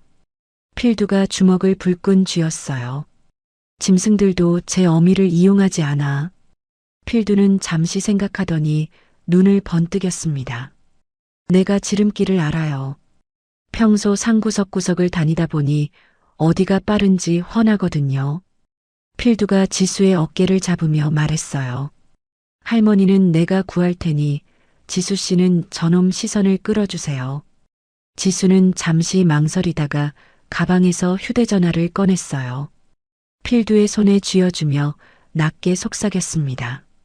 필두 아저씨, 지금부터 일어나는 모든 상황을 단 한 장면도 놓치지 말고 찍으세요. 지수의 눈빛은 단단했어요. 필두는 고개를 끄덕이며 휴대전화를 받아들었습니다. 맡겨주세요. 유튜브 촬영 300번은 해봤으니까요. 필두가 지수에게 윙크를 했어요. 필두는 특유의 풀떼기 위장술을 발휘해 온몸에 나뭇가지와 풀을 붙이고 산으로 올라갔습니다. 지수보다 먼저 지름길을 통해 절벽 근처에 도착한 필두는 바위 틈에 몸을 숨기고 휴대전화 카메라를 준비하고 있었습니다. 한편 만삭의 배가 땅에 닿을 듯한 임신 9개월의 지수는 천천히 산을 올랐습니다. 숨이 턱까지 차올랐고 다리가 후들거렸지만 멈추지 않았어요. 바위를 짚을 때마다 손바닥이 까지고 거친 돌이 신발 밑창을 찔렀지만 이를 악물고 올라갔죠. 드디어 절벽 근처에 도착했습니다. 상도는 시어머니의 팔을 붙잡은 채 지수를 기다리고 있었어요. 지수를 보자마자 눈이 번뜩였죠. 땅 문서 가져왔어? 상도가 소리쳤습니다. 지수는 가방에서 토지등기 필증 봉투를 꺼내 높이 들어 올렸어요. 여기 100억짜리 땅 문서 있어. 목소리를 최대한 크게 냈습니다. 어머니 놓아주면 이 서류를 줄게. 상도의 시선이 서류 봉투에 완전히 쏠렸어요. 눈동자가 흔들리고 입술을 할짝거렸죠. 지수는 그 순간을 놓치지 않았습니다. 서류를 시어머니가 있는 반대편, 바람이 거세게 부는 절벽 끄트머리로 힘껏 던졌어요. 봉투가 공중에서 열리며 미리 넣어둔 가짜 종이들이 눈발처럼 날렸습니다. 아! 상도가 본능적으로 시어머니를 놓아두고 종이를 잡으려 몸을 날렸어요. 돈에 눈이 먼 인간의 본능이었죠. 바로 그때였습니다. 지금이에요. 지수가 외쳤어요. 바위 틈에 숨어있던 필두가 번개처럼 튀어나왔습니다. 시어머니의 팔을 잡고 재빠르게 안전한 곳으로 끌어냈죠. 할머님, 괜찮으세요? 이제 살았어요. 필두의 목소리가 산을 울렸어요. 상도가 뒤늦게 속은 걸 알아차렸습니다. 허공에 흩날리는 건 가짜 종이들 뿐이었거든요. 얼굴이 새빨갛게 달아오르며 지수를 향해 달려들었어요. 지수는 재빨리 발밑에 흙을 두 손 가득 움켜쥐었습니다. 상도가 팔을 뻗어 지수를 붙잡으려는 순간 지수는 상도의 눈을 향해 흙을 힘껏 뿌렸어요. 상도의 눈에 정확히 명중했죠. 으악! 상도가 눈을 비비며 비틀거렸습니다. 몇 초 동안 제대로 보지 못하고 헤맸어요. 지수는 숨을 고르며 상도를 내려다보았습니다. 내가 또 당할 줄 알았지? 목소리가 차갑게 가라앉았어요. 이젠 절대 당하지 않아. 지수가 한 걸음 더 다가섰습니다. 지수의 눈빛이 얼음처럼 차가웠어요. 기대해. 바로 그때 산 아래에서 사이렌 소리가 들려왔어요. 지수가 미리 연락해둔 경찰들이었습니다. 경찰들이 가파른 산길을 올라와 현장에 도착했죠. 현행범으로 체포합니다. 경찰이 상도를 바닥에 눌러 수갑을 채웠어요. 상도는 얼굴이 흙투성이인 채로 바닥에 짓눌렸습니다. 증거가 있습니까? 경찰이 지수에게 물었어요. 필두가 바위 틈에서 유유히 걸어 나오며 휴대전화를 흔들었습니다. 여기 이놈이지 엄마 죽이겠다고 협박한 거 처음부터 끝까지 다 찍어놨습니다. 필두가 경찰에게 휴대전화를 건넸어요. 화면에는 상도가 시어머니를 절벽 끝에 앉히고 협박하는 장면이 생생하게 담겨 있었죠. 경찰이 영상을 확인하더니 고개를 끄덕였습니다. 이 정도면 충분합니다. 구출된 시어머니는 충격적인 상황에서 일시적으로 정신이 돌아온 듯 했어요. 떨리는 몸으로 지수에게 다가와 두 팔로 끌어안았습니다. 내가 미안하다. 시어머니의 목소리가 떨렸어요. 내가 저 괴물을 키웠어. 다 내 잘못이야. 시어머니가 지수의 어깨에 얼굴을 묻고 오열했죠. 지수는 만삭의 몸으로 시어머니를 다독이며 말했습니다. 괜찮으세요. 이제 다 끝났어요. 지수의 눈에서도 뜨거운 눈물이 흘러내렸어요. 그동안 참아왔던 모든 슬픔과 분노가 한꺼번에 터져나왔죠. 상도는 경찰에게 끌려가면서도 정신을 못 차렸습니다. 그 땅 문서 내놔. 100억 내놓으라고. 광기 어린 소리를 지르며 발버둥 쳤어요. 하지만 수갑에 채워진 손목은 꿈쩍도 하지 않았죠. 경찰차가 산을 내려가고 현장에는 지수와 필두 그리고 시어머니만 남았습니다. 필두는 시어머니를 조심스럽게 부축하며 산 아래로 천천히 내려갔어요. 할머님, 천천히 가세요. 돌부리 조심하세요. 필두의 목소리는 다정했습니다. 지수도 천천히 뒤를 따랐어요. 뱃속 아이가 발로 차올렸고 지수는 배를 쓰다듬으며 걸었죠. 아가야, 이제 정말 끝이야. 엄마가 이겼어. 겨울 해가 서산으로 기울어가고 있었습니다. 돌산 위로 차가운 바람이 불어왔지만 지수의 가슴속은 따뜻했어요. 여보, 당신이 지키라던 이 산, 제가 끝까지 지켜냈어요. 상도가 경찰에 체포된 그날 밤, 한도그룹 본사 회장실에는 불이 환하게 켜져 있었습니다. 강영숙 회장은 창밖을 내다보며 한참을 서 있었어요. 70평생 수많은 일들을 겪어왔지만 이렇게 마음이 무거운 날은 없었죠. 강 회장은 비서실장을 불렀어요. 그 돌산 관련해서 싹 다 조사해봐. 이틀 뒤 아침이었어요. 비서실장이 두툼한 서류 뭉치를 들고 회장실로 들어왔습니다. 회장님, 조사 결과 보고 드립니다. 비서실장의 목소리가 조심스러웠어요. 돌산의 소유자 한지수 씨는 세찬 연구원의 아내였습니다. 강 회장의 손이 멈췄습니다. 세찬의 아내라고? 심장이 철렁 내려앉는 것 같았죠. 그리고 이것은 그 사고 이후 유가족을 찾지 못해 폐기하지 않고 따로 보관해 두었던 세찬 연구원의 개인 보관함입니다. 비서실장이 먼지 쌓인 상자를 책상 위에 조심스럽게 올려놓았어요. 동생이라던 상도 씨가 당시 형수는 도망갔다며 수령을 거부해서 지금까지 문서고에 남아 있었습니다. 강 회장은 떨리는 손으로 상자를 열었습니다. 책상 위에 올려놓던 액자 하나가 눈에 들어왔어요. 세찬이 매일 보던 가족 사진이었죠. 사진 속에는 세 사람이 환하게 웃고 있었습니다. 가운데 서 있는 세찬, 그 옆에서 행복한 미소를 짓고 있는 여자, 그리고 두 사람의 손은 여자의 배 위에 포개져 있었어요. 강 회장은 사진 속 여자의 얼굴을 자세히 들여다보았습니다. 며칠 전 돌산에서 만났던 그 단단한 눈빛의 여인, 100억 앞에서도 흔들리지 않았던 그 며느리가 바로 세찬의 아내였던 거예요. 강 회장의 눈에서 뜨거운 눈물이 흘러내렸습니다. 즉시 출발 준비해. 강 회장이 떨리는 목소리로 말했어요. 돌산으로 가야겠네. 비서실장이 회장의 코트를 가져오려던 순간이었습니다. 회장실 문이 급하게 열리며 법무팀장이 헐떡이며 뛰어들어왔어요. 회장님, 긴급 보고 드립니다.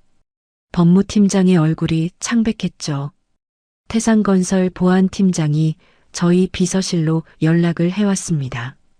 비서가 떨리는 손으로 USB 메모리를 내밀었어요.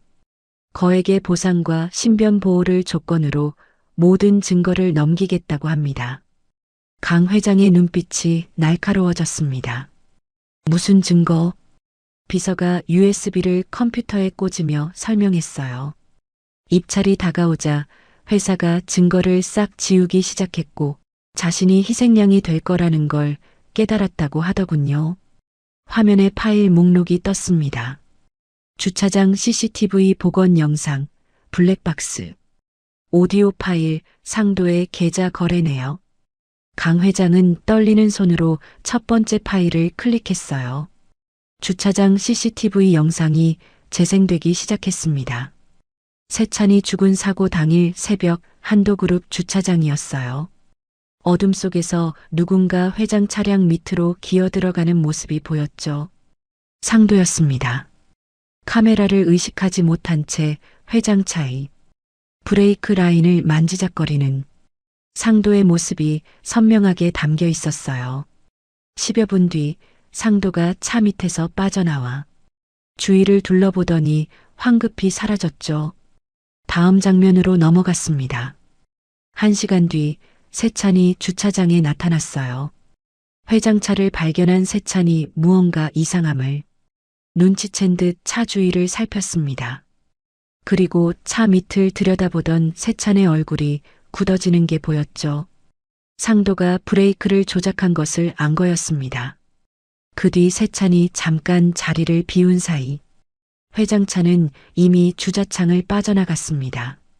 세찬은 급히 자신의 차에 올라타 시동을 걸었습니다. 회장 차량을 필사적으로 뒤쫓기 시작했죠. 도로 위에서 세찬의 차가 회장 차량을 간신히 따라잡는 모습이 영상에 담겼어요.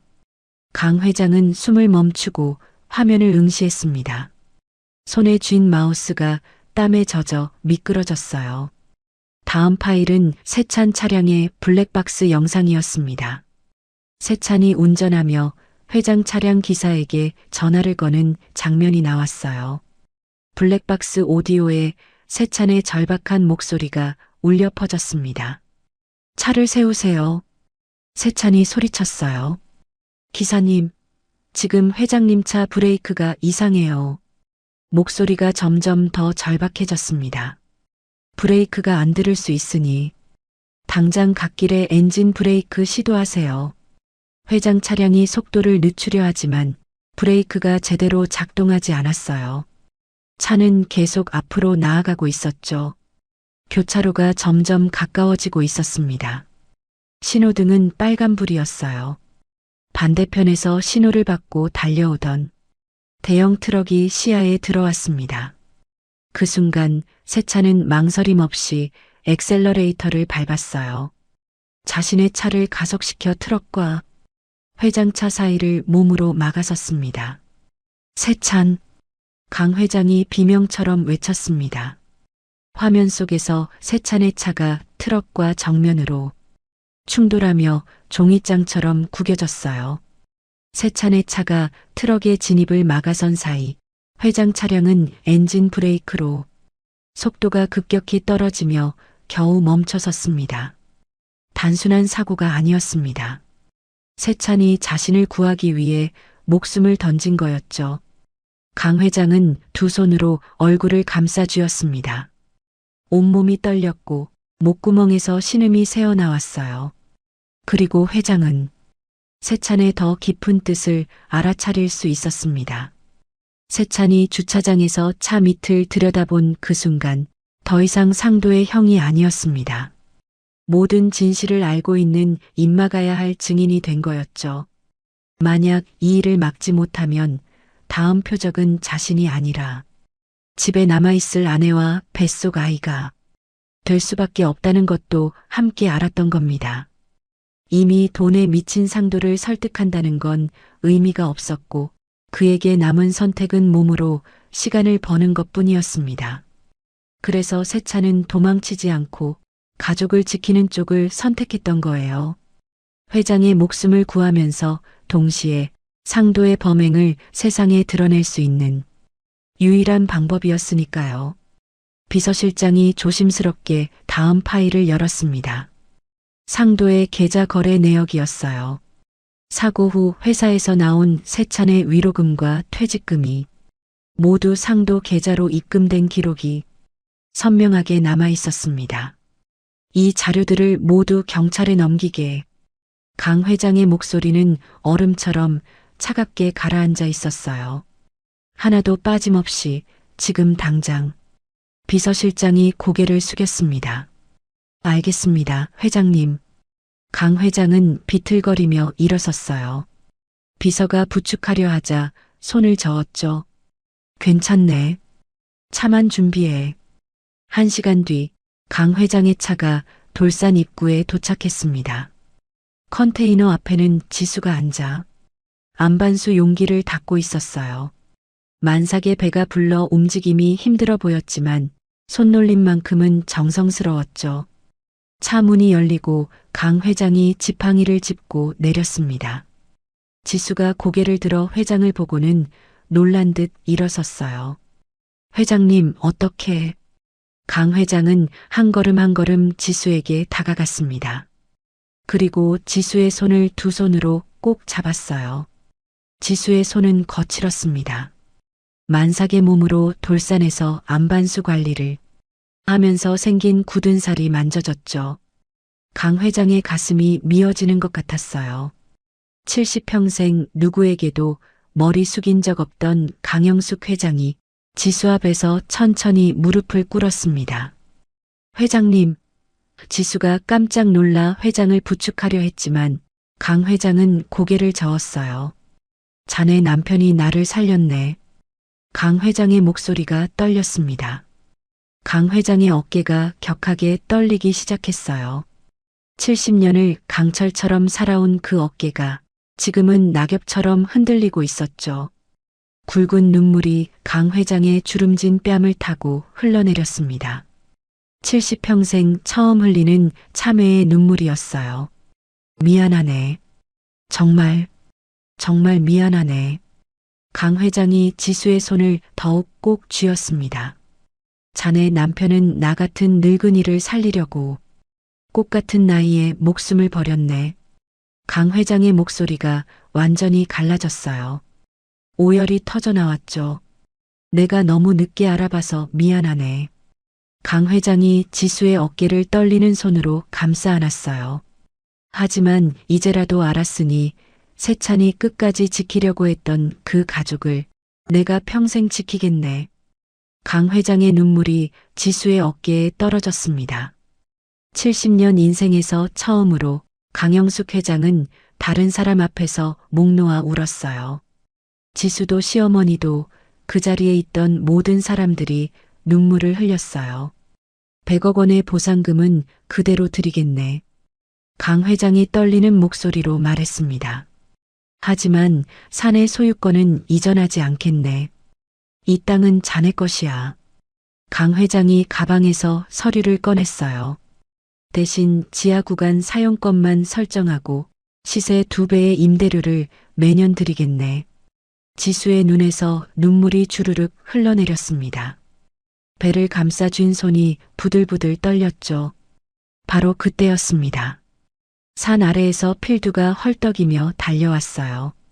지수 씨, 지수 씨. 필두의 목소리가 산을 울렸습니다. 경찰서에 다녀왔는데 상도 그놈. 필두가 숨을 헐떡이며 말했어요. 형님까지 죽인 살인범이라던데? 이제 그놈은 평생 감옥에서 콩밥만 먹겠네. 지수는 그 말을 듣는 순간 온몸에서 힘이 빠졌습니다. 지수는 두 손으로 얼굴을 감싸고 오열했어요. 옆에 있던 시어머니가 비틀거리며 다가왔습니다. 잠시 정신이 돌아온 듯 눈빛이 또렷했어요. 다 내 잘못이야. 시어머니가 떨리는 목소리로 말했습니다. 자식 잘못 키운 애미 잘못이야. 지수는 시어머니를 끌어안았어요. 아니에요, 어머니. 어머니는 아무 잘못 없어요. 두 여자는 그렇게 서로를 끌어안고 한참을 울었죠. 강 회장은 여전히 무릎을 꿇은 채 두 사람을 바라보고 있었습니다. 눈물이 멈추지 않았어요. 며칠 뒤 지수는 남편의 영정 사진 앞에 섰습니다. 손에는 100억 원 지급 계약서와 돌산 소유권 증명 서류가 들려 있었어요. 지수는 서류들을 영정 사진 앞에 조심스럽게 올려놓았습니다. 당신이 나를 지켜줬어. 지수의 목소리가 떨렸어요. 당신이 구한 회장님이 이제는 우리를 지켜준대. 지수는 시어머니의 손을 꼭 잡았습니다. 시어머니도 지수의 손을 꼭 쥐었죠. 두 사람은 영정 사진 앞에서 한참을 서 있었어요. 남편의 사진 속 미소가 따뜻했습니다. 마치 모든 게 잘 될 거라고 말하는 것 같았어요. 몇 달 후 대형 법정의 문이 열리자 수백 개의 시선이 일제히 피고인석으로 쏠렸습니다. 수의를 입은 상도가 고개를 푹 숙인 채 법정 경위에게 이끌려 들어왔습니다. 1년 전 명품 양복을 걸치고 거들먹거리던 모습은 온데간데 없었죠. 뺨은 움푹 꺼져 있었고 눈 밑에는 시커먼 그늘이 내려앉아 마치 이미 지옥을 맛본 사람처럼 보였습니다. 방청석에는 백발의 어르신들이 빼곡히 앉아 있었는데 상도가 자리에 앉자마자 여기저기서 수군거리는 소리가 파도처럼 일었죠. 저놈이 친형을 죽인 놈이래. 천벌받을 놈. 재판장이 의사봉을 두드리며 정숙을 명했지만 분노에 찬 눈빛들은 쉽게 가라앉지 않았습니다. 검찰 측 핵심 증거를 제시해 주십시오. 재판장의 목소리가 법정에 울려 퍼지자 검사가 자리에서 일어났고 대형 스크린에 영상이 띄워지기 시작했습니다. 사고 당일 블랙박스 영상이었죠. 사고가 아니라 살인이었네. 방청석에서는 웅성거렸습니다. 지수는 원고석에 앉아 그 영상을 똑바로 바라보았는데 온몸이 부들부들 떨리고 심장이 부셔지는 것 같았습니다. 여보, 당신이 그렇게 죽은 거였구나. 눈물이 볼을 타고 흘러내렸지만 지수는 끝까지 고개를 들고 화면을 응시했죠. 다음은 증인 신문입니다. 증인 입장해 주십시오. 법정 문이 다시 열리자 모두의 시선이 그쪽으로 향했습니다. 그런데 들어온 인물의 모습에 방청석, 여기저기서 웃음 참는 소리가 새어나왔습니다. 필두였습니다. 평소에 거적대기 대신 꽉 끼는 검정 정장을 입고 있었는데 양복 어깨가 터질 듯 팽팽했고 넥타이는 비뚤어져 있었습니다. 그래도 표정만큼은 비장하게 굳어 있었죠. 필두가 증인석에 서자 재판장이 선서를 요청했고 필두는 오른손을 높이 들어 올렸습니다. 양심에 따라 숨김없이 사실만을 말할 것을 엄숙히 선서합니다. 목소리가 어찌나 우렁찬지 마이크가 찢어질 것 같았죠. 검사가 태블릿을 들어 올리며 물었습니다. 증인은 피고인이 피해자의 어머니를 협박하는 현장을 목격했습니까? 목격 정도가 아니라 영상으로 다 찍어놨습니다. 필두가 외치자 스크린에 새로운 영상이 떠올랐습니다. 상도가 치매에 걸린 어머니를 벼랑 끝에 세워놓고 위협하는 장면이었는데 시어머니의 겁에 질린 얼굴이 클로즈업 되자 방청석이 다시 술렁거렸죠. 이놈이 자기 어머니를 벼랑 끝에 세운 인간 말종입니다. 필두가 판사 앞에서 상도를 손가락질하며 일갈했고 법정은 한순간 뒤집어졌습니다. 상도는 고개를 더 깊이 숙였는데 그 어깨가 파들파들 떨리고 있었죠. 그때였습니다. 방청석 한쪽에서 울부짖는 소리가 터져나왔습니다. 시어머니였죠. 법정 경위 2명이 양팔을 붙잡고 제지하고 있었지만 시어머니는 온몸으로 버둥거리며 소리쳤습니다. 세찬이를 죽인 건 너다. 넌 이제 내 아들도 아니야. 내 아들이 아니라고. 시어머니의 목소리는 갈라지고 찢어졌는데 그 안에는 아들을 잃은 어미의 한이 고스란히 담겨 있었습니다. 상도가 고개를 들어 어머니를 바라보았는데 그 눈에는 두려움과 후회가 뒤섞여 있었죠.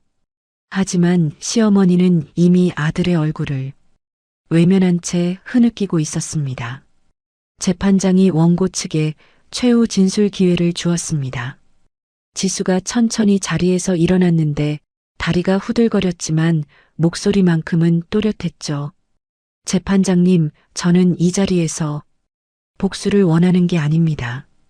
법정 안이 조용해졌습니다. 제 남편은 평생 정직하게 살았습니다. 그 사람이 마지막까지 지키려고 한 건 돈이 아니라 가족이었습니다. 지수의 눈에서 눈물이 흘러내렸지만 목소리는 흔들리지 않았습니다. 돈은 빼앗을 수 있어도 사람이 어떻게 살아왔는지는 빼앗을 수 없습니다. 방청석의 어르신들이 고개를 끄덕였고 몇몇은 손수건으로 눈가를 훔쳤습니다.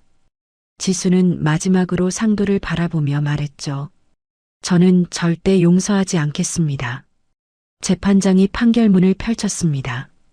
피고인 김상도는 계획적 살인, 살인미수, 보험 사기, 존속 협박 등 중대 범죄를 반복적으로 저질렀습니다.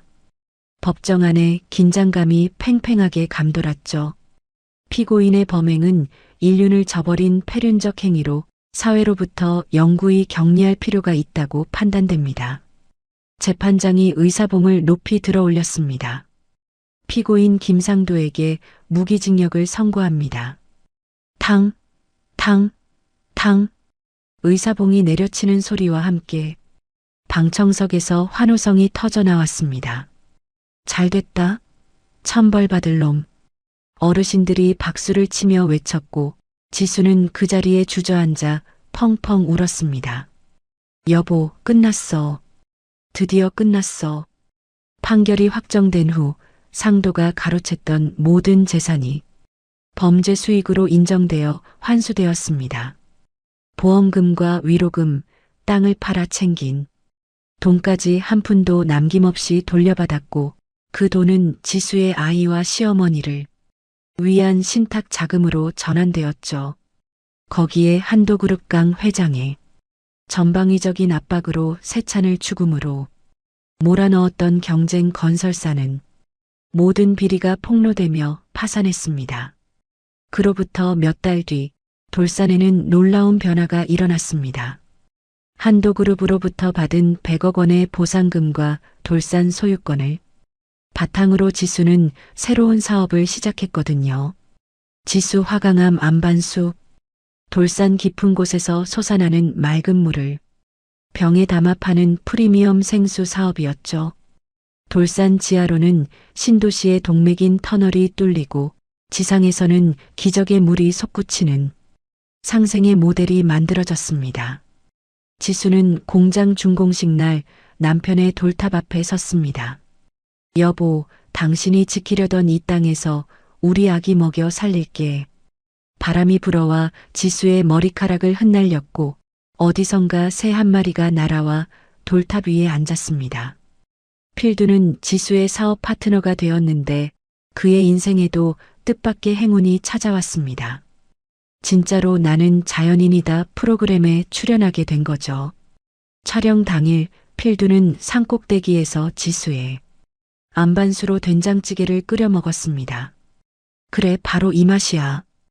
필두가 된장찌개를 떠먹으면서 외치자 촬영 스태프들이 박장대소했고 그 장면은 방송을 타자마자 전 국민의 웃음을 자아냈습니다.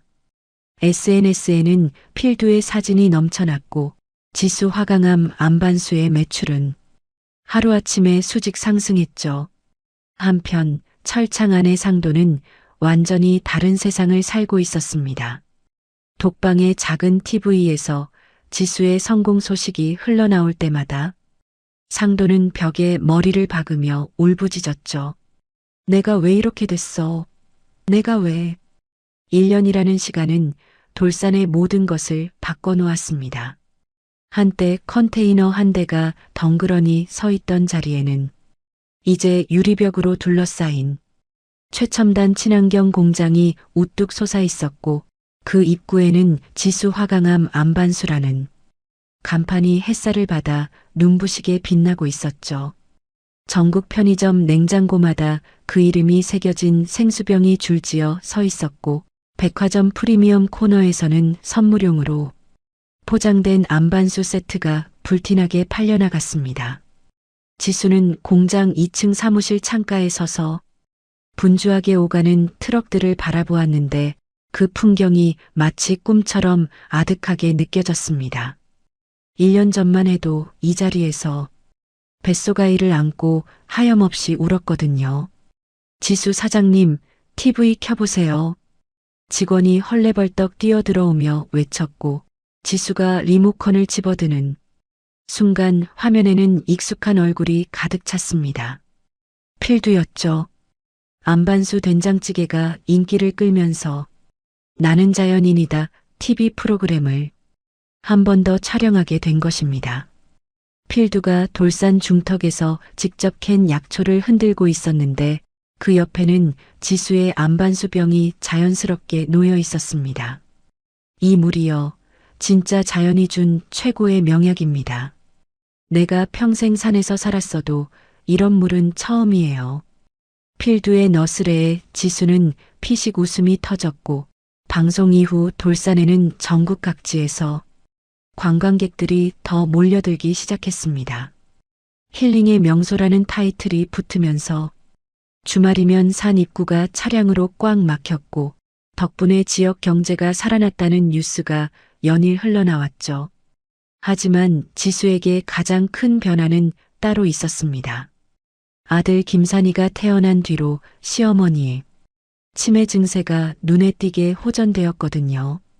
매일 아침 시어머니는 손주의 작은 손을 꼭 잡고 공장 뒤편 산책로를 걸었는데 그 모습을 처음 봤을 때 지수는 자신의 눈을 의심했습니다.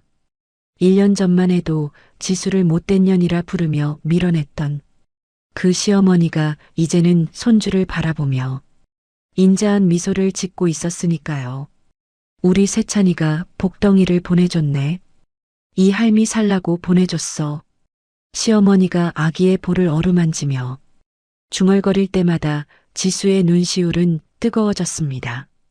장례식 날의 도끼는 흔적도 없이 사라졌고 그 자리에는 오로지 손주를 향한 사랑만이 남아 있었죠. 그렇게 계절이 한 바퀴 돌아 아기의 첫 돌이 찾아왔습니다. 돌잔치는 공장 옆에 새로 지은 게스트하우스에서 열렸는데 그날따라 하늘은 구름 한 점 없이 맑았고 산들바람이 불어와 흰 천막을 살랑살랑 흔들었죠. 손님들이 하나둘 도착하기 시작했고 그 중에는 검은색 고급 승용차에서 내리는 익숙한 인물도 있었습니다. 한도그룹 강 회장이었죠. 지수가 황급히 달려가 인사를 하자 강 회장은 손을 내저으며 웃었습니다. 강 회장의 눈가에는 잔주름이 깊게 패여 있었지만 그 안에 담긴 따스함은 1년 전과 조금도 달라지지 않았습니다. 드디어 돌잡이 시간이 되었습니다. 아기 앞에는 실타래와 붓, 청진기, 마이크, 그리고 만원권 지폐 뭉치가 나란히 놓였는데 모든 시선이 그 작은 손에 쏠렸죠. 김산이는 잠시 고개를 갸웃거리더니 아장아장 기어가 망설임 없이 돈 뭉치를 움켜쥐었고 그 순간 웃음이 터져 나왔습니다.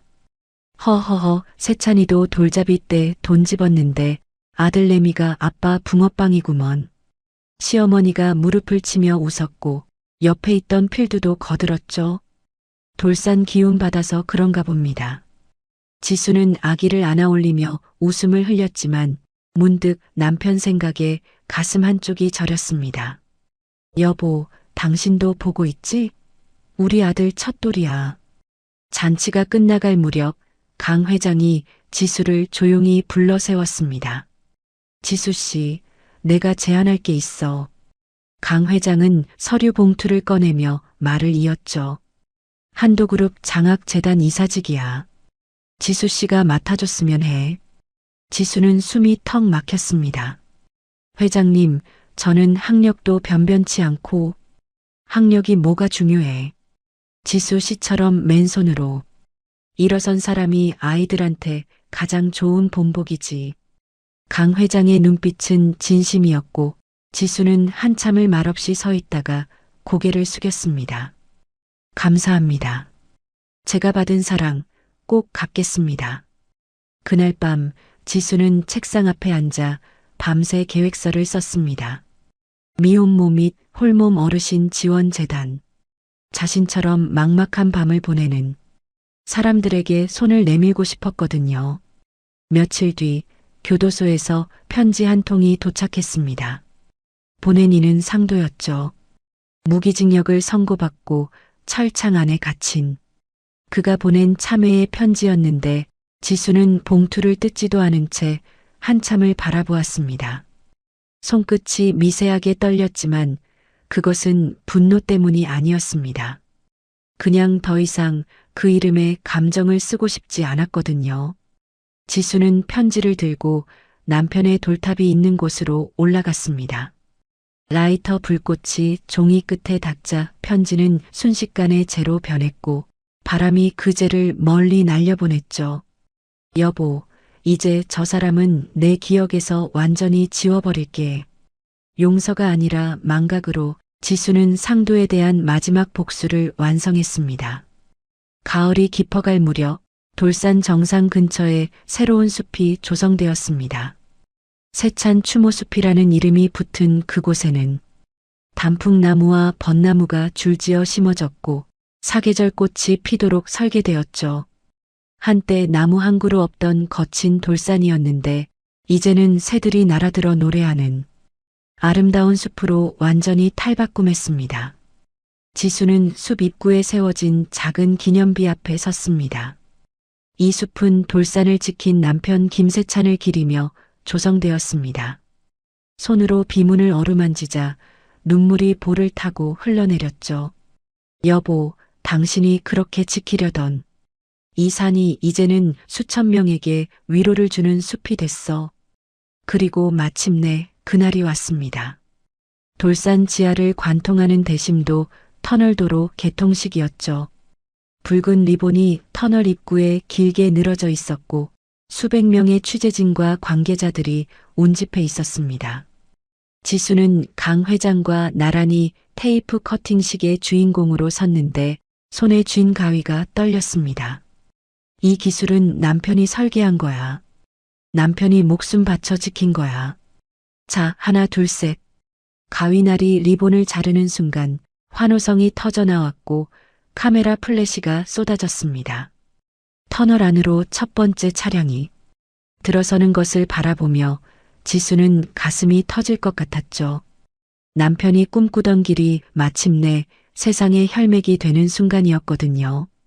저녁 무렵 필두가 작은 보따리를 들고 찾아왔습니다.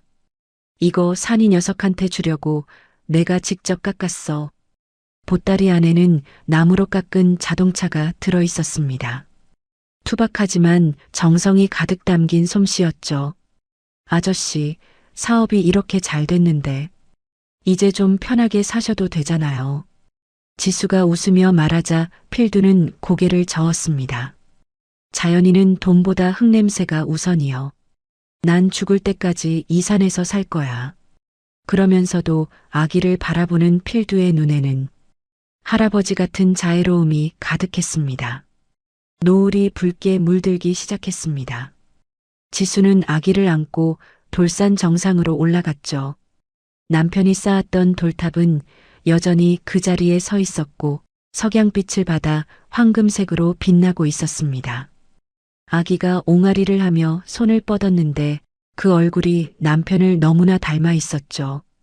같은 눈매, 같은 콧날, 같은 미소. 지수는 아기의 손을 잡고 돌탑 앞에 섰습니다. 여보, 당신이 지킨 이 땅에서 우리 정말 행복해.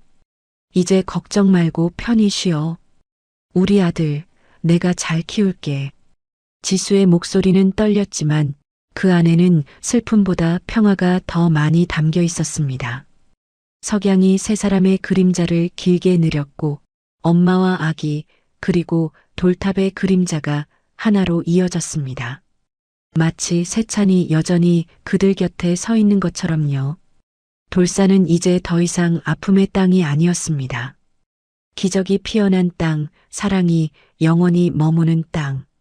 지수는 아기를 꼭 안은 채 노을 속으로 한 발짝 내디뎠고 그 뒷모습은 마치 새로운 시작을 향해 걸어가는 것 같았습니다. 오늘 이야기를 끝까지 함께 해주셔서 감사합니다. 이야기를 제작하면서 내가 끝까지 지켜야 할 것은 뭘까? 라는 질문이 생겼습니다. 바로 가족이 생각나더라고요. 부모님도 그러셨고 앞으로 저도 가족을 꼭 지켜야겠다고 생각이 들었습니다. 여러분은 어떤 생각을 하셨나요? 댓글로 알려주시면 감사하겠습니다.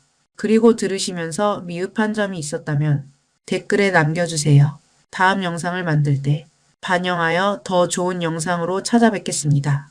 오늘도 건강하시고 사랑하는 사람들과 따뜻한 하루 보내시길 바랍니다.